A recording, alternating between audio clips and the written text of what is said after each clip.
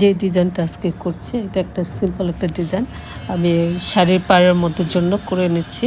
দেখেন ময়ূরের পাখার মতো এরকম ডিজাইনটা করেছি, কিন্তু একটু ডিজাইনটা অন্যরকম হবে। দেখেন সিম্পল একটা ডিজাইন এঁকে নিচ্ছি, কালার করে দেখাচ্ছি। এটা বিভিন্ন কালারের হবে, বিভিন্ন কালার দিয়ে আমি ডিজাইনটা করছি। প্রথমে আমি রেড দিয়েছি, এখন আমি ব্লু দিচ্ছি, ডিপ ব্লুটা দিচ্ছি, তারপরে ইয়েলোটা দেব, ইয়েলোটা দিচ্ছি, তারপরে এই যে সাইড দিয়ে যে ডিজাইনগুলো করেছি ওই সবুজ ওগুলো দিয়ে দিচ্ছি, যে টেনে টেনে দিচ্ছি। এভাবে আমি ডিজাইনটা পুরো ডিজাইনটা করে নিচ্ছি।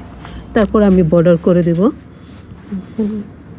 দেব, এইখানে দ্বিতীয়টা 3-4টা আমি ডিজাইন নিয়ে নিয়েছি। 3-4টা ডিজাইন নিয়ে তারপর আমি শাড়ির পাড়ের মধ্যে এরকম করে দিয়ে নেব। আমি এটা একটা ড্রেয়ার তৈরি করে নিচ্ছি একটা, তারপরে শাড়ির পাড়ের মধ্যে আমি করে দেব। এভাবে আমি করলাম। দেখেন এখন আমি স্লোভাবে করছি, এতক্ষণ আমি দ্রুত করে করেছিলাম, তারপর এখন স্লো করে করে দিচ্ছি, টেন দিচ্ছি, ডিপ ব্লুটা দিচ্ছি। প্রথম লাইট ব্লুটা দিয়ে নিচ্ছি, এখন ডিপ ব্লুটা দিয়ে তারপর আমি রেড কালারটা দিচ্ছি। এখানে যেভাবে রেড কালারটা দিচ্ছি,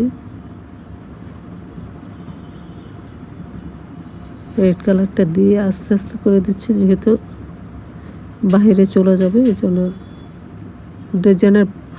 ডিজাইন থেকে অন্য বাইরে চলে যাবে, এই জন্য আমি আস্তে আস্তে করে দিচ্ছি। এভাবে হয়ে গেল। তারপর আমি ইয়েলো কালারটা বাকি অংশটুকুর মধ্যে, বাকি ডিজাইনগুলোর মধ্যে আমি ইয়েলো কালারটা দিয়ে দিচ্ছি। তো এইভাবে টেনে টেনে ইয়েলো কালারটা দিচ্ছি। ইয়েলো কালারটা দিয়ে তারপর বর্ডার করে দেব, বর্ডারটা দেখিয়ে দেব। দেখেন বর্ডারটা করছি, অনেক স্লোভাবে আমি করছি। যারা যদি শাড়িতে বা সালোয়ার কামিজের ডিজাইনে দিতে পারেন, সালোয়ার কামিজে অনেক সিম্পল একটা ডিজাইন, অনেক সুন্দর হয়ে যাবে যদি আপনারা সুন্দরভাবে করে দিতে পারেন এটার মধ্যে, সালোয়ার কামিজের মধ্যে। দেখেন এভাবে করে দিচ্ছি আমি। তো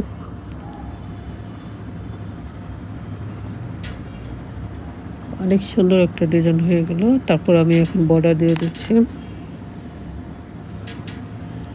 বর্ডারটা করে দিচ্ছি আস্তে আস্তে করে বর্ডার করার চেষ্টা করছি।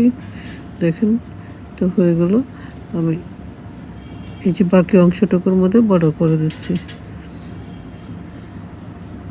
এভাবে টেনে বর্ডার করে দেবেন আপনারা। তারপর বর্ডার করা শেষ হলে আমার ডিজাইনটা শেষ হয়ে যাবে। এর তো শেষ হয়ে গেল, ডিজাইন করা শেষ, বর্ডার করা শেষ, ডিজাইন করা হয়ে গেছে।